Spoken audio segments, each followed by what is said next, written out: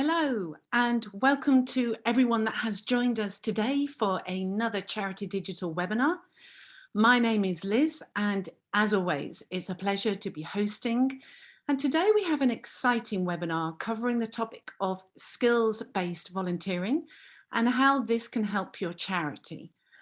I think it's fair to say that most charities in some shape or form continue to be stretched by the current COVID situation, and funding for many has gone down whilst demand in services has increased, and many charities are stretched and having to do more with far less and struggle to find the money to pay someone with the necessary skills to perform specialised tasks or advise on strategies and processes. Thankfully, there is a good number of skill-based people who are looking to share skills and to help a good cause, whether that is a long-term commitment or simply a helping hand with a difficult project. Our speaker today is Janet Thorne, the CEO of Reach Volunteering, who will be looking at the fundamentals of skill-based volunteering and explain how your charity can get involved whilst defining skill-based volunteer roles, designing these for success and showing how to work with skill-based volunteers. Janet became the CEO of Reach Volunteering in 2012 and is a strong advocate of the benefits of involving skill-based volunteers in charities.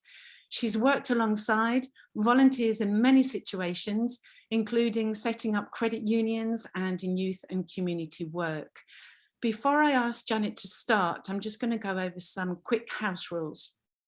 We would like to make this session as interactive as possible. So please feel free to ask questions at any time in the Q&A, and I'll raise these with Janet as she goes along, and also we'll have some time at the end to cover any questions that haven't been answered. You can also vote for these questions with a thumbs up, as I'm sure you are all used to be doing by now. Also use the chat function. Throughout Janet's presentation, we love reading your messages, share your experiences with us, as we all benefit from this, and any tips and advice that you want to give. And so that everyone can see your chat messages, don't forget to choose the panelist and attendees option. We do have a closed capture available for this webinar. So if you're finding it hard to understand or hear at any time, you can turn these on by clicking on the CC closed captions button in the center of your Zoom console. We are recording, and the recording together with the slides and any links or resources will be available online in about a week's time, and these will also be emailed to you.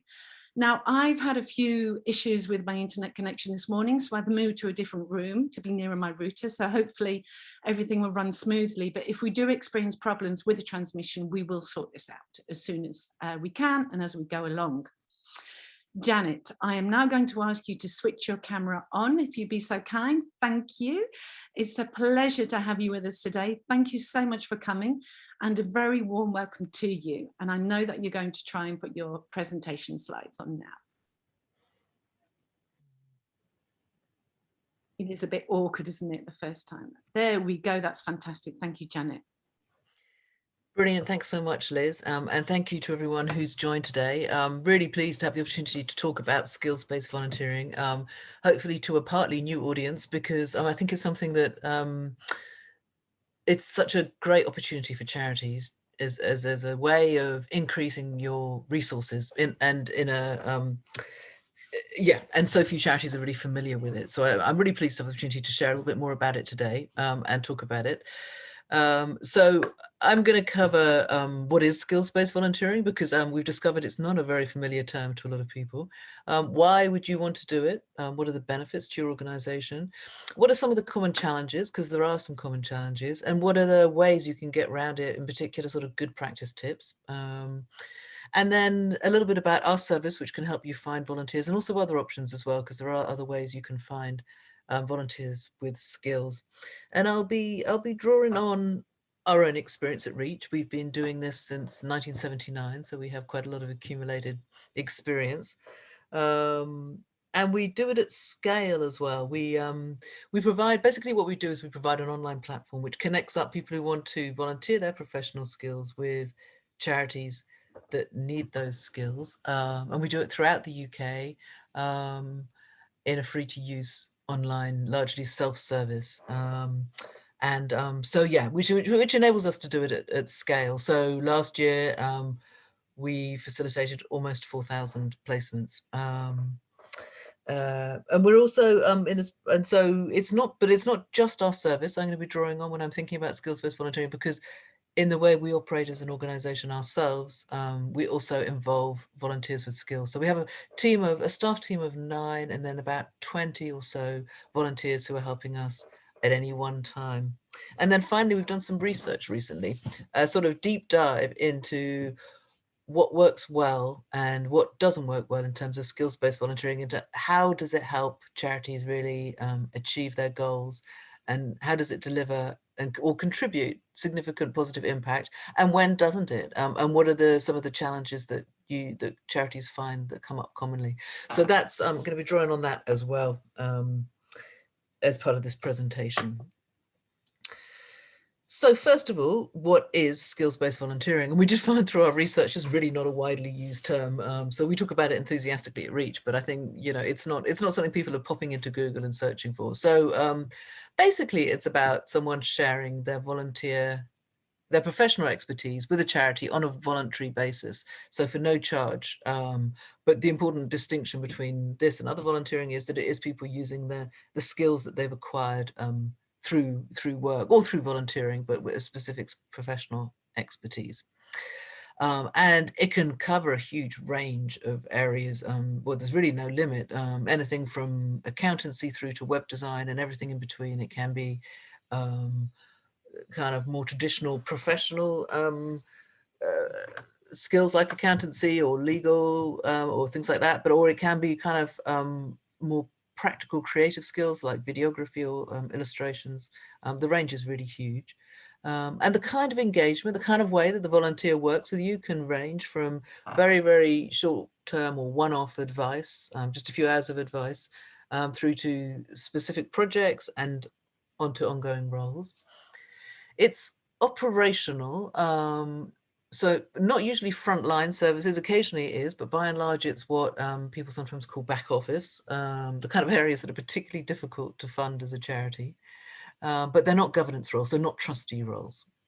And it differs from general or what people typically think of volunteering because of this expertise ingredient, which makes really the recruitment and management really quite different. They tend to be one-off roles to help with something specific rather than part of a larger volunteering program, which might be fundraising, shaking a tin, or stewards or advisors, kind of bulk advisor roles that you can get, which don't have a specific professional expertise that you need to undertake them.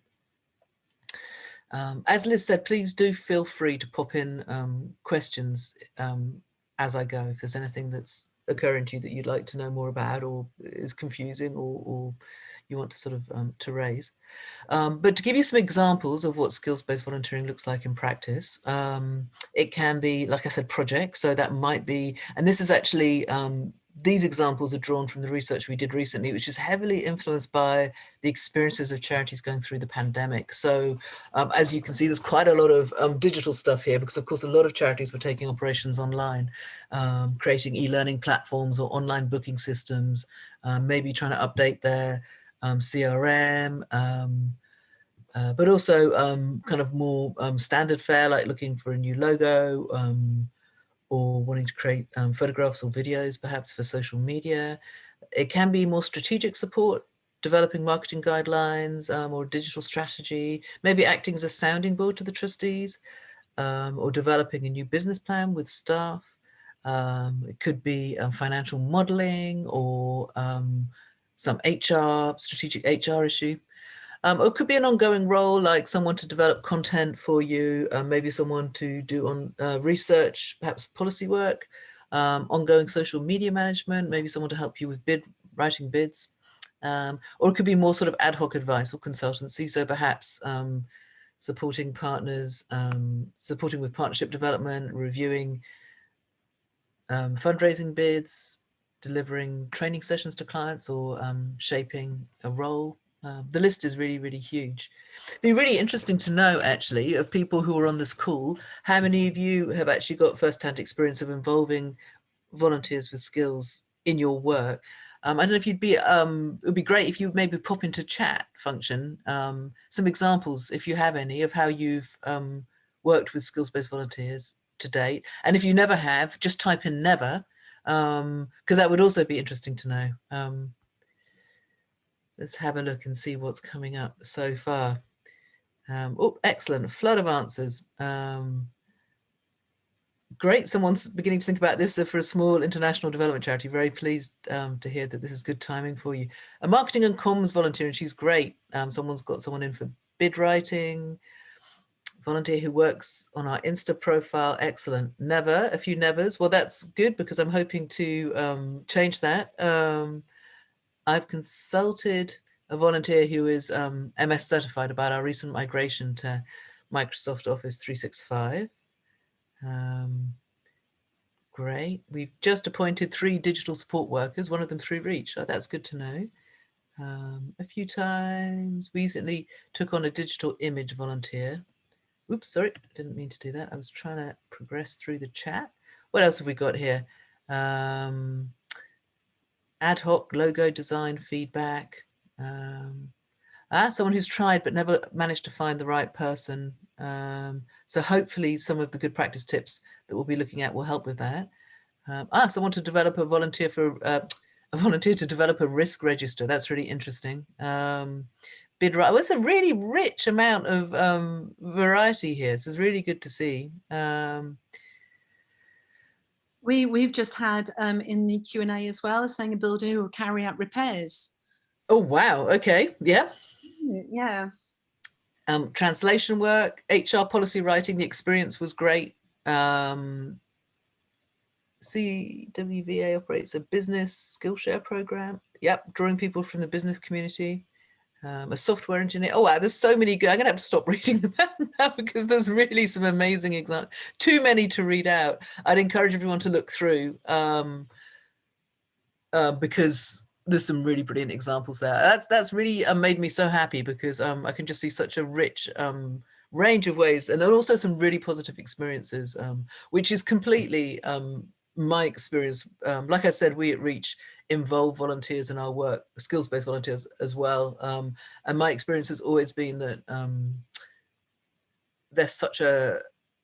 it's amazing what positive attitudes they come with and how incredibly helpful they are. So I'm really glad to hear people have had such a positive experience.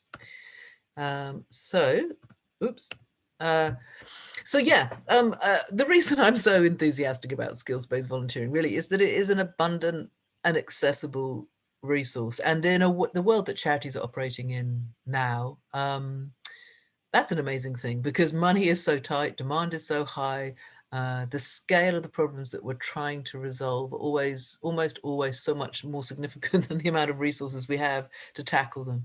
So when you come across this resource, which is really abundant and also accessible, it can be a bit of a game changer. And the reason I say it's abundant, and this is particularly true since the pandemic, oops, sorry, really not got my slides under control, is just trying to move my little screen around. We had over 10,000 people sign up to Reach last year to donate their expertise. And that's more than double previous years. And that hasn't, that trend is still really strong. So it's not that the appetite is diminishing. It's fallen off a little bit since the height of kind of April or so last year, but there's still an awful lot of people signing up. People are really keen to help, and there's a chunk of people who are really keen to volunteer their expertise because it can be so rewarding and they can make such a big impact, and they feel like they can, and also they can be more directly involved in helping that way than just say giving money or volunteering in a way that doesn't use all of their skills. So there is something really brilliant about it for the volunteer. And people offer such a huge range of expertise. It really, everything from, I've seen volunteer steam engine designers and stuff. I mean, there is, the variety is massive. And I think if you're a small-ish to even a medium-sized charity, the chances are that you'll be by and large staffed by generalists, people who have to cover quite a few bases.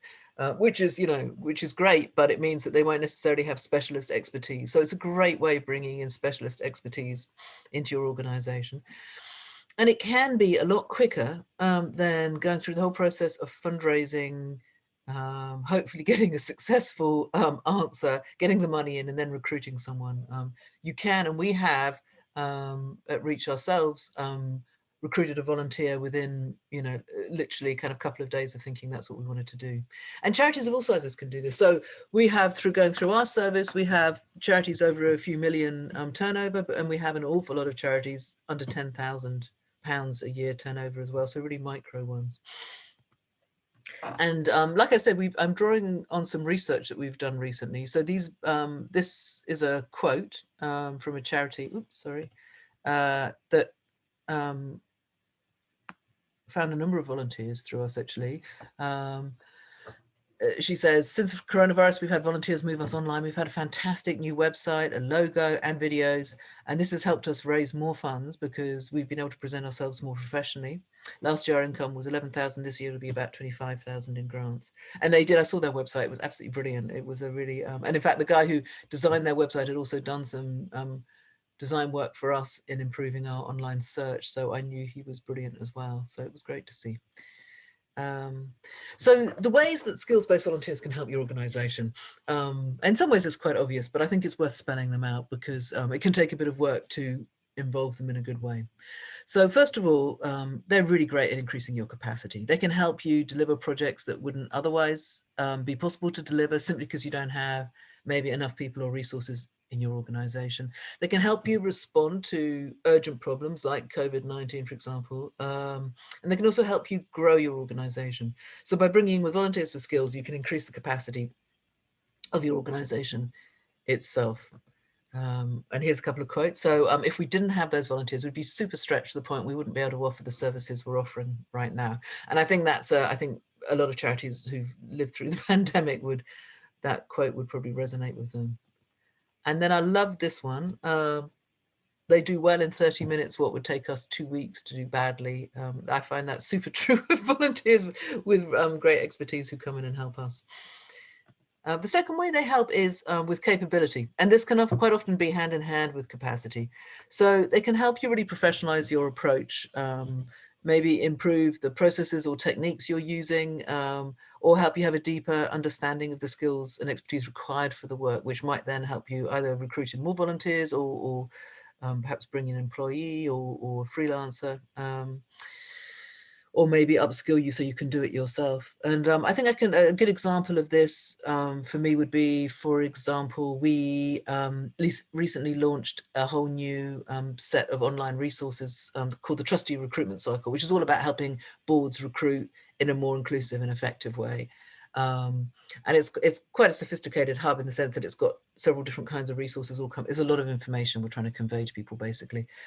So we got a user tester, someone with experience in user testing, to come and do some user testing with users on the website before we launched it. And so we possibly could have done this ourselves, but we didn't have the time in terms of capacity. For sure, we were too stretched. But also, she's, it's her profession, and she did it in a much more focused way, which enabled us which generated really, really actionable insights so that we could then adjust the website before we launched based on the feedback. And I think it would have been much more messy and fuzzy if we'd done it ourselves. So I think that's an example for me of where a volunteer can bring both capacity and capability. And then, so here's a quote from another charity saying she drafted a whole design style guide for the charity, which is now set in stone. So that means that going forwards, they've got these design style guide now, which means that they'll be able to produce much more professional and brand relevant material.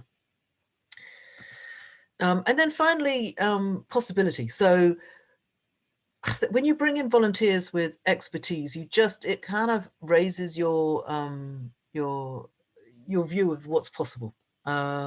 They can bring in an entirely different perspective, maybe sometimes just because they're coming from a different sector or a different world. And that sort of cross-fertilization can be incredibly valuable. They can really help you go further and increase your ambition as well. And I'll give you another example from my own first-hand experience of this. So we were recently analyzing, in fact, I was analyzing the data of people who've applied for trustee positions through our service. And we collect protected characteristics. So we were looking at it in terms of race, ethnicity, and gender. And there was a few sort of fairly startling things that were coming out to me. And I wanted to make sure that we were analyzing it properly, because I've kind of can pull together a pivot table, but I'm making it up as I go along. So I wanted to be entirely sure that we were doing it right, and actually to help us sort of just explore some of the nuances of the data. So I put up a role on our site, and actually had an amazing response. I was quite surprised by how many people applied. But one of them was a data analyst with over 25 years experience in the US Army. And he didn't just sort of update my pivot tables, he created entire data models which controlled for different variables. So I've now got a really amazing set of data analysis, which is really robust and far more sophisticated than I could have possibly done, which mean that the findings, I'm now much more confident in sharing the findings much more widely. And the findings and also some of the findings I never would have actually reached without him there involved. I didn't even know that you could analyze in that way. And then we've got another volunteer who's great at data visualization. So he's putting together some really beautiful visualizations to make the findings come alive. So that's way in excess of what I even imagined when I put up the role. I really just wanted my findings verified, as it were. So here's another example, another quote. We had a skilled volunteer support us around the logo designer, back to logos again. Basically what he did with them, they just thought they wanted a logo. They didn't understand about brand strategy. It was a new thing to them. And he took them down the whole path of creating a whole brand strategy with brand guidelines and essentially transformed their work.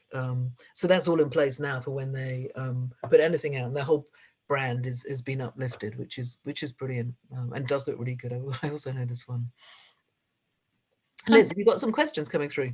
I've got a quick question here. I'm probably going to cover this a bit later on, but how does one deal with volunteer work that doesn't live up to expectations? That's a really good question. I'm going to note that down. And if I forget, remind me. But I think it's when we come to the dealing with common challenges bit, or even some of the good practice bits would be, I'll try and delve into that. Sorry, Liz, you were going to say? No. I can just ask, Gina was the one that placed it in there. Do you want to pop it in the Q&A so we don't actually lose it, and then we can deal with that and maybe a little bit later on? Yeah, so that's good. Keep them coming though. That's a really good question. I would definitely want to address that when we get to that bit, which is coming up shortly. Okay, I'll leave you to it. Thanks, Liz. So here are some of the common challenges. Because skills-based volunteering is phenomenal, but it doesn't automatically always go right. And when it goes wrong, it can be really problematic. In fact, it was one of the reasons we wanted to do the research, was we wanted to find instances of where it had gone wrong so we could pull out the lessons of what to avoid. So I think first and foremost, a common challenge is that it is voluntary and sometimes transitory. The reason I put sometimes in brackets is because people often think that volunteers really just come and go without any sense of responsibility, and that can be true of some volunteers. But conversely, volunteers can be the people who stick around longest. I bumped into some people. As Liz said in the introduction, I've worked with credit unions. I bumped into some people who I had helped work to set up a credit union for about 25 years ago. And I was in a paid capacity. I'd worked with them and then gone off. 25 years later, they were still involved and still running the credit union. And we have volunteers at Reach who've been around for 15, 20 years. So volunteers aren't necessarily transitory, but they can be. And this is quite often because they might be at a transitory moment in their life. They might be job hunting, on maternity leave in between jobs, balancing up a freelance portfolio, and other commitments often will trump, as it were, the volunteering commitment, caring commitments as well, often as well. So it does introduce an element of risk.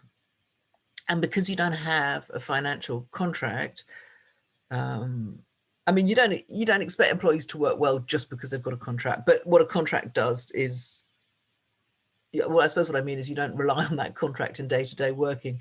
It's kind of there as a backstop, as it were, but it does create an agreed set of mutual expectations. And without a contract, people often just fail to do that, and it can go seriously pear-shaped if you're not clear about the mutual expectations and obligations. A second common challenge is about bringing in a new skill. So how do you recruit the right person? How do you support and manage them well? And this is particularly difficult if it's an area of expertise that you don't have in-house. And the risk is particularly high if the skill of the volunteer is tied to a particular solution, say perhaps a particular coding language that they are familiar with and therefore want to choose. So you can find yourself locked into a specific solution which doesn't fit the charity. But more broadly as well, it's about, is this volunteer able to do a good job, which I'll come back to in the kind of good practice bit about how we solve some of these problems, and hopefully address the scenario that the person raised in their question. But if I don't at that point, please, if that doesn't answer it, please shout at that point, because there might be another angle to it. Bringing in someone external. It seems, perhaps it was a bit of a surprise to us, this one, but charities do feel nervous, especially smaller organizations can feel quite nervous about bringing in someone external. And I think particularly if they are not on a contract and are a volunteer. A skills-based volunteer is perhaps more likely to come from another industry, another sector, maybe a large organization, somewhere where they work quite differently. And that in itself can be really valuable, but can also make the experience a little bit more nerve-wracking. Liz, is there a question specific? Yeah, it's just around what you're saying now, which is a really good question from Lara, who said, shouldn't we be careful to call it a volunteer agreement rather than a contract to avoid them being seen as employed? 100%. Yes. Sorry if I made that sound misleading. There is no financial contract. You mustn't replace that with any other kind of contract, because then you will, exactly to that point, be kind of making them a sort of a 0 hours worker, or a worker by mistake. So thank you for picking that up.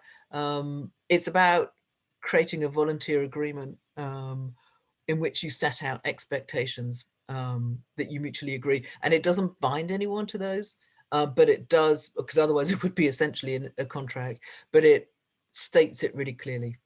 And then you've kind of in doing that, you've aired it and you've agreed how you're both going to operate.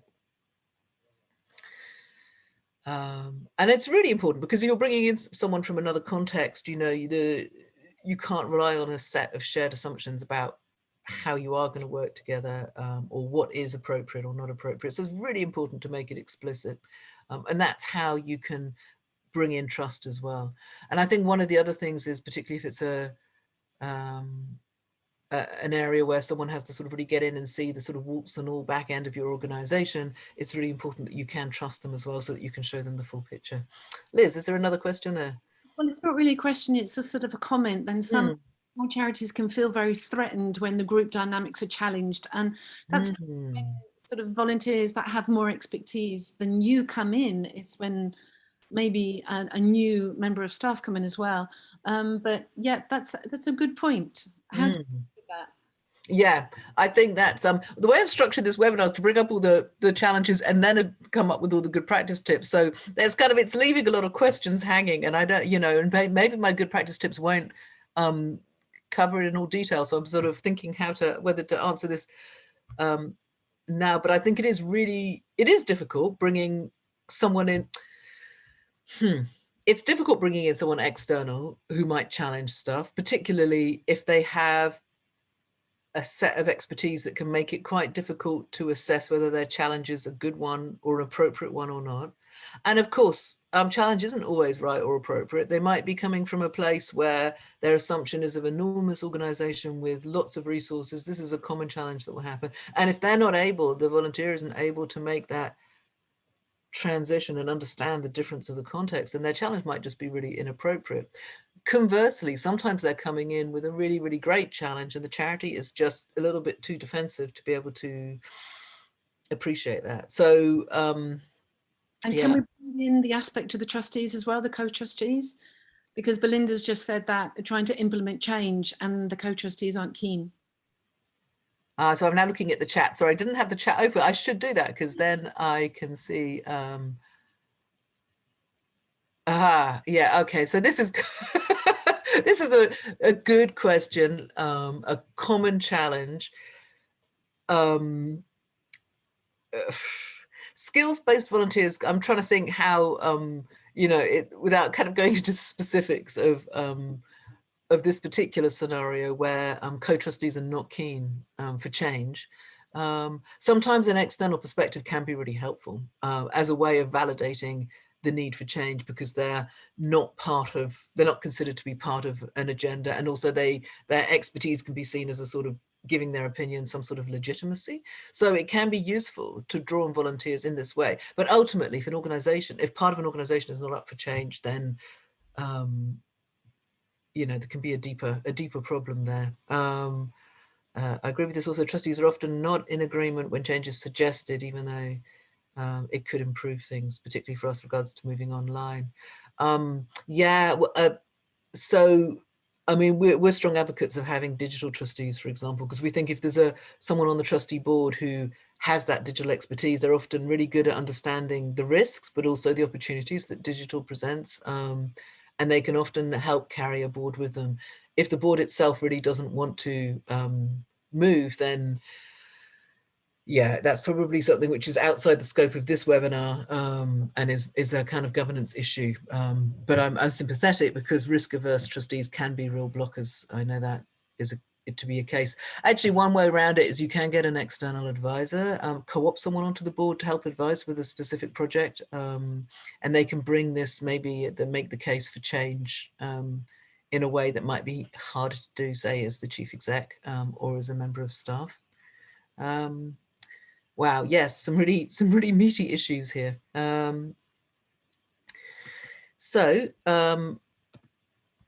Sorry, moving on. So let's move on to what helps. And again, please keep the chat going, because it's incredibly interesting. And if you've got things to add to what I'm saying, or if you've got scenarios which you think that what I'm saying doesn't cover, then please do keep jumping in. And Liz, keep popping up and letting me know what's coming through, because I'm not great at multitasking. So here are some of the common things that we found help, and there will be other things as well. But this is the ones that we thought were most common. First of all, it's about defining your goal and creating a clear brief. That's very easy to say. It's much harder to do in real life. But it's about spending a little bit of time thinking through what's the problem you're actually trying to solve, and where's your end goal? Where are you trying to get to? Quite often, people are tempted to sort of that solutionist thinking, where what they jump in with is the solution without having really defined what the problem or the goal is. A volunteer with expertise can probably help you design a solution, or the steps towards reaching that solution, more effectively perhaps than you can, but only if you are really, really clear about what your goal is and what the brief is.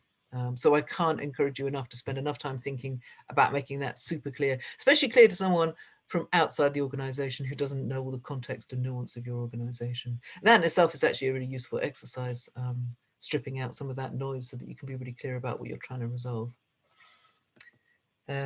Secondly, recruit, find the right fit. And this feels almost like it's obvious, it shouldn't need saying, but it's amazing with volunteering how often people kind of throw common sense out the window and don't really think about having a proper process to work out what they need. I suppose also, in fairness, sometimes skills-based volunteering happens slightly by accident, like someone's got a friend who knows about X, so the friend is encouraged to come along and help, which can be great. I mean, that can be the best way of getting a volunteer in, but it does mean that you don't necessarily spend time stopping to think about what exactly the problem is and what kind of person would be best to help you solve it. So it comes with risks. And then also, if it's a friend of a friend, then you it's harder to get rid of them if it doesn't work. But yeah, so if you actually sort of clear to sort of carefully design what problem you're trying to solve, and then try and find the right person. I think one of the most important things is spending some time to explore with someone what their motivations are. And people aren't always upfront or super clear about this. Sometimes they're not upfront because it's a little bit nefarious. So I've heard of fundraisers, people recruiting fundraising volunteers who have then, it's turned out the fundraising volunteers actually looking to get a share of commission. I should emphasize that those are edge cases. They're not the norm, but it was really upsetting to the organization when it happened. So it is important just to spend that time really talking through motivations. More commonly, it's important because you're trying to make sure that there's a really good fit between what the volunteer is actually going to get enjoyment or pleasure or find rewarding, and what the opportunity is like. Because if there's not a good fit, it's probably going to come apart at some point or not work. Sometimes it's just someone really wants to help the cause. They're very committed to the cause. Other times it's that they just want to have an opportunity to put their skills into practice in another setting, maybe expand their portfolio. Sometimes it's a mixture of the two. They want to use their skills, but for something they really care about. From my fairly long now experience in skills-based volunteering, the motivations vary so hugely, which is why it's worth spending time to find out what they are. Secondly, time commitment. It's just people often overestimate how much time they can offer, and charities usually underestimate how much time a project will take. So it's worth spending time just really bottoming out and being realistic about the time commitment. And then this point about skills and expertise, are they actually going to be able to carry out the role? Do they have the experience to do it well? And if you feel like you're not in a good place to judge that, you can get someone else with expertise to just help you figure that out. What would good skill, sometimes particularly with digital projects, it's hard to even know what the name of the skill is if you're that unfamiliar with the area. So it's worth investing time in the recruitment process and exploring motivations, time commitment, and the skills and expertise. Liz, I can see a few more. I'm just going to pop in and see what the questions are. I've got a comment here from Michael who says, what does one do if the task is too big for a single volunteer? Excellent. I'm coming to that in a second. So I will literally come to that in a second. I can see a question has been asked, would you take up references for skills-based volunteers in the same way as for other volunteers? I think that's I wouldn't want to make a general rule about that. I think it depends on the role. Sometimes references might feel a bit like overkill if it's like a short piece of advice or it's something that's not very risky. If it's a really significant project, you might want to do that. And we certainly have done ourselves in the past. So I think it's probably dependent on how significant the piece of work is, what the risk is to you as well. If the person turns out not to be if there turns out to be some problem with the person. And then someone else has asked, is it better to headhunt or make a general appeal? We made a general appeal for help to improve our shop and landed with a committee of 5 who find it hard to agree. I'm laughing, but I can see I can see why that could be difficult. I think it's, again, I think it does depend a bit on the role, and but you can, I think that I would say, if it's is getting the right number of people involved in a project is a kind of it's a judgment, isn't it? There are good reasons for involving more than one, and I'll come to that in a minute because it sort of shares the load. On the other hand, too many, yes, design by committee, as we all know, can be really difficult. So I think there can be a tendency to say yes to anyone who offers to volunteer because it seems such a generous and kind thing to do. It's quite hard to say no. And I think that's why I would argue, but you don't want, it causes problems. It's really important to say no if you feel like the person isn't going to add anything, or perhaps they don't have the right skills or expertise, for example, or even quality. So talking about, people need really good soft skills as well. I've just been talking about the hard skills and expertise, but soft skills are equally important, particularly if they're coming in on an advisory basis. But I think if you're really clear about your goal, and then you're really clear about and have a really clear recruitment process, it's a lot easier to turn people down in a graceful way, because it doesn't sound just like a personal judgment. You can explain why. So I'd really encourage you to do that. So, oops, sorry. Flex and focus. There's something really quite creative about skills-based volunteering recruitment. because it's a kind of mixture of an art and a science in a way. You want to be open to adapting how you get the job done. So if you're clear about what you're trying to achieve, there's often several different ways that you could actually get that achieved. You could, so if a volunteer comes and they're interested in a larger piece of work or just a small part of the work, it's sometimes possible to either extend the role or divide it up and just give them an element of that, give them one element of the project. Sometimes it's not possible. And if it's not possible, then absolutely don't do it. So don't compromise on what's going to enable the project to be done successfully, but do be flexible about the elements that you can be flexible about, because skills-based volunteering is about a sort of dialogue and a bit of a sort of mutual agreement as to what's going to work well for both parties. And this is really to the question about more than one volunteer. So here are some of the de-risking tactics that we've come across and we've used ourselves that work really well. So I'm going to start with the bottom actually, because someone asked about this, about bringing in a team and also having too many people on the team. If the role is, particularly if it's mission critical, it's really, you don't want to leave that on one volunteer's shoulders if you can possibly avoid it, because I think it's an unfair burden of responsibility, but also, of course, if they need to leave or can't do the role for some reason, you're then stuck with trying to recruit another volunteer for a mission critical project, and it's very risky, basically. So if you can bring in more than one volunteer, especially if they can have complementary and slightly overlapping skills, then they can enjoy working with each other, and you share you kind of share out the risk between more than one.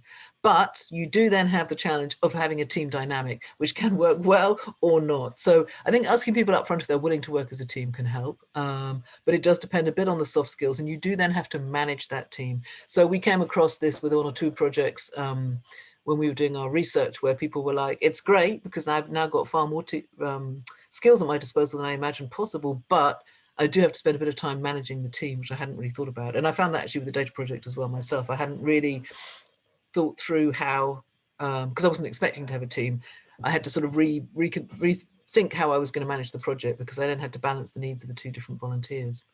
But that's one good way of de-risking a volunteer project.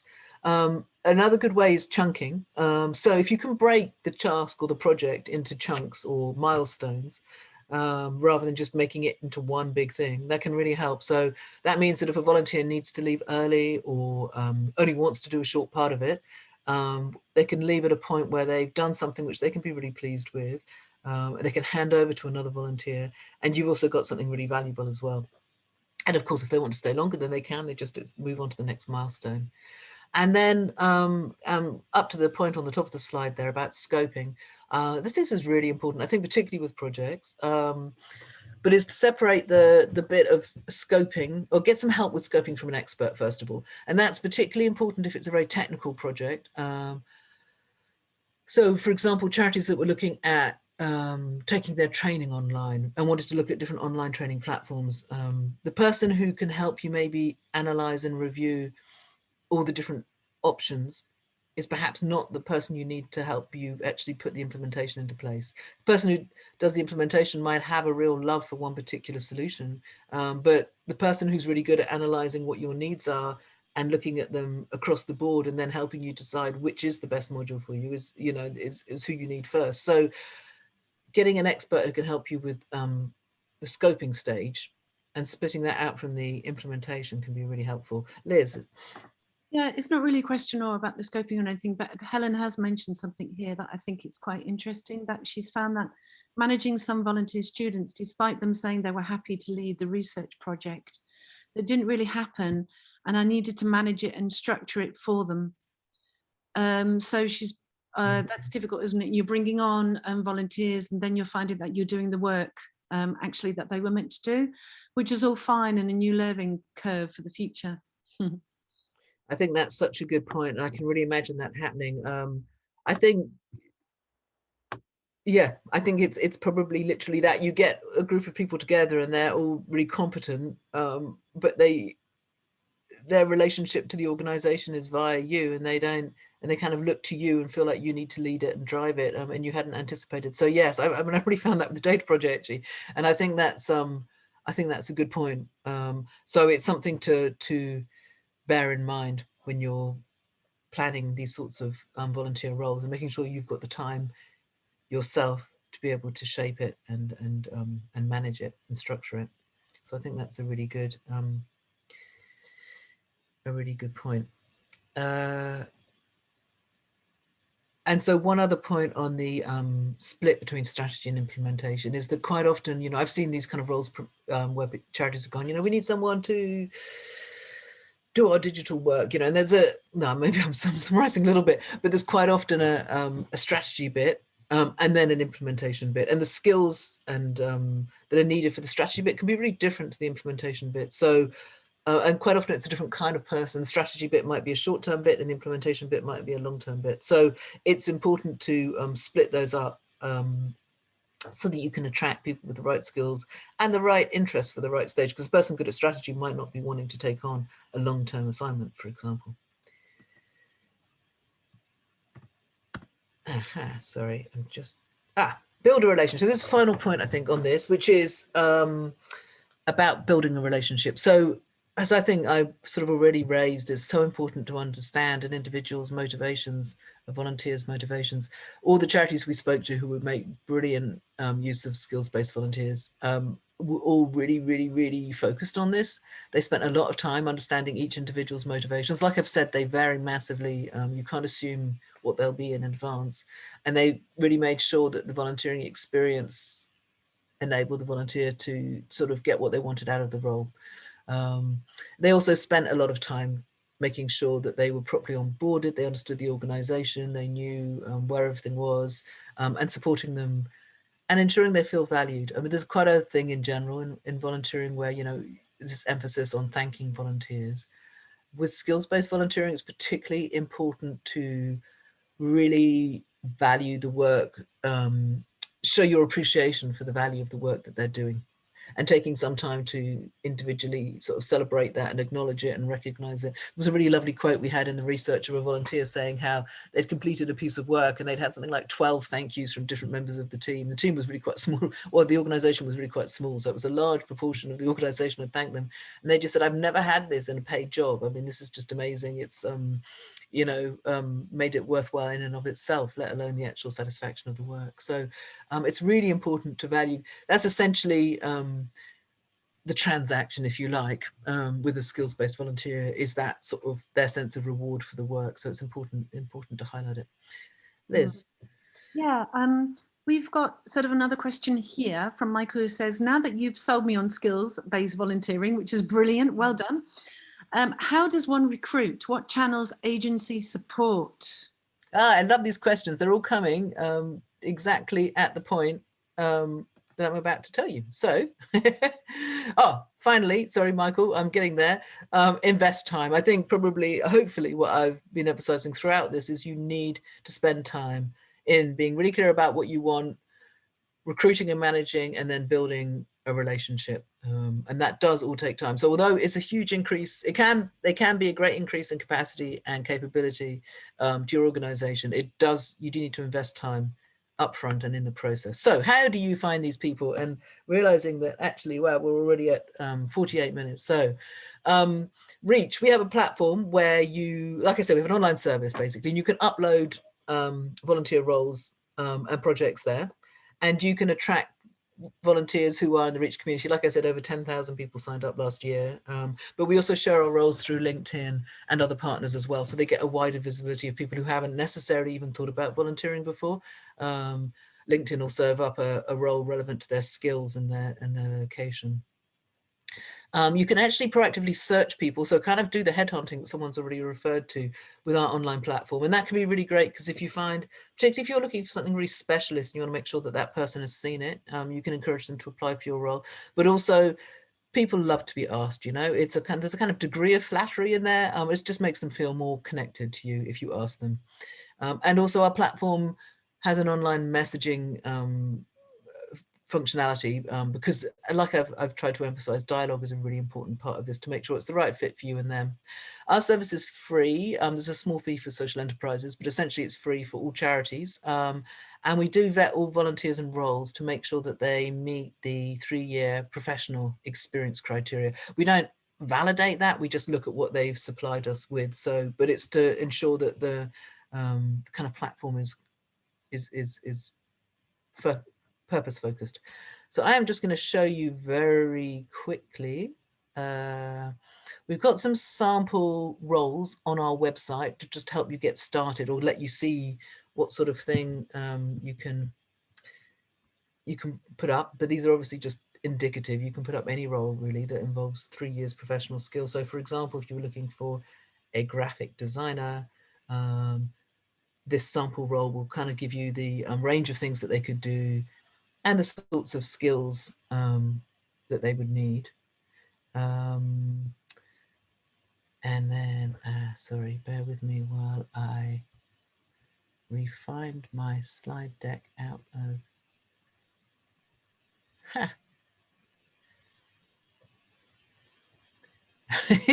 the Zoom bar is hiding my, okay. So the other thing I wanted to show you really quickly was some of the volunteers who you can, like I say, once you've registered a role, approach directly. You can see here we've got what, just over 9,000 volunteers at the moment. But let's say we were looking for someone to do data analysis. You can search for that skill. And we've got, let me see, how many have we got? 800 people there. And here you can view their profile. And you'll see that what I find amazing is the range of expertise. So we've got an HR professional. We've got someone who's worked in small business. We've got a UX designer from Liverpool. We've got someone with climate and social justice background.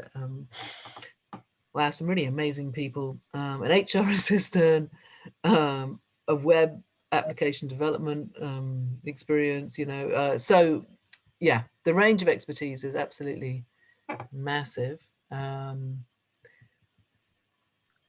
Janet, we just got a comment from Helen saying that she did message Reach quite a few times, but never, or several people there, but never got a reply back. What's the best way to get in contact with you? Well, email me and I'll make sure. I'm really, there's been a little bit of a, I would like to find out what's gone on there, because we really try and give good customer service and be really responsive. So I haven't, I'll put my email in the chat. How about that?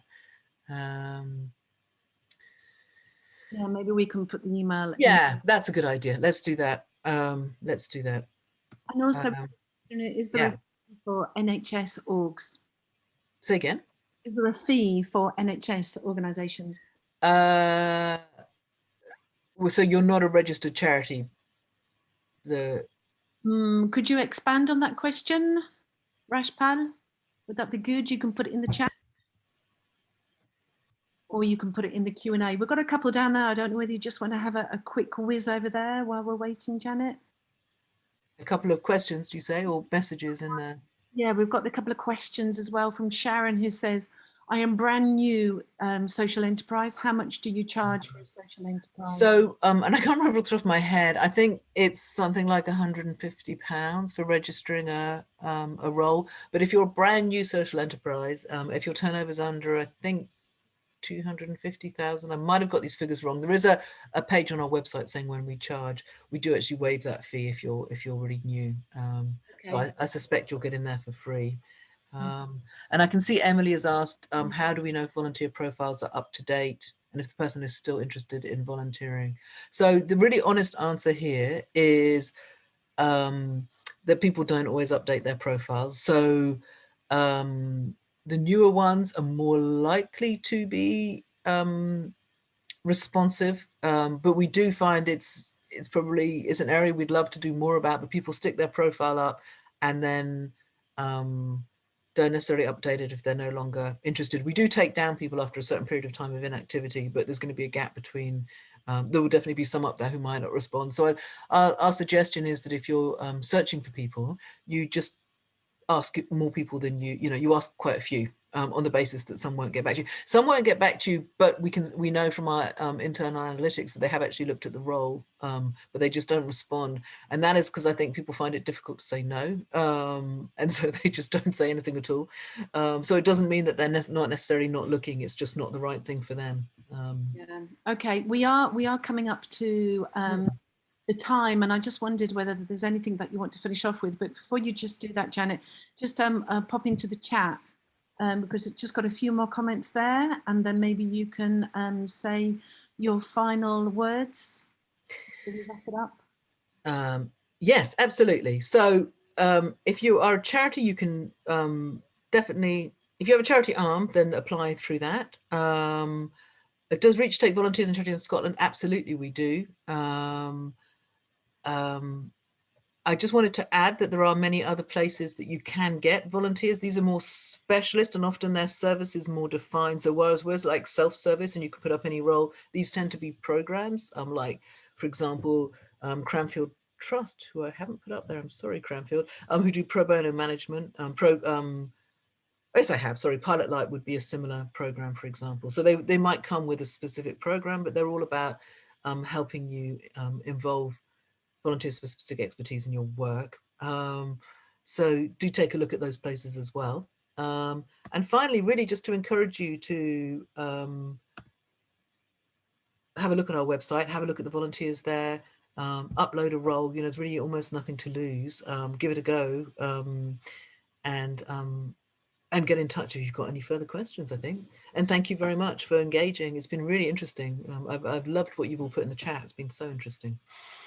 It has. It's been really good. It's been fantastic. Thank you. A massive thank you, Janet, for delivering this session. So informative. Really good. Thanks. We've had loads of questions, which have been good, and comments. And like Janet said, we will put her email up, and we'll follow it up with when we email everything over to all the participants and everyone that's joined us today. That's it for today. Just to remind you before you all go that in August we do have some events coming up, one on the 12th and a bit later on in August. So check out our website for that. Thank you, Janet. It's been good, hasn't it? No, it's been great. Thank you. Thanks for everyone for joining, and thanks to Charity Digital for setting this up. Yes, thank you. So we'll say goodbye and enjoy your summer, and we hope to engage with you all very soon. Bye now. Bye.